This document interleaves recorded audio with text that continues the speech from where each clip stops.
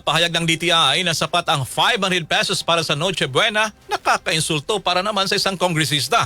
Detalye ng balita mula kay Radyoman Grace Mariano. Grace! RMN Live Report!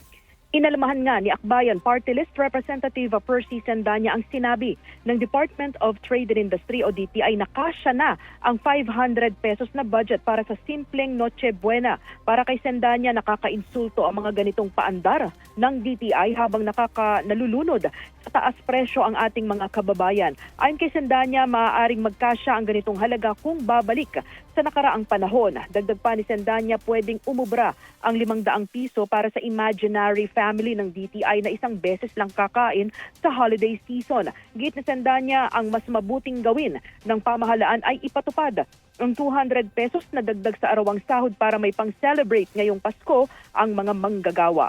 Kasama mo sa DCXL RMN Manila, Radyoman Grace Mariano, Tatak RMN.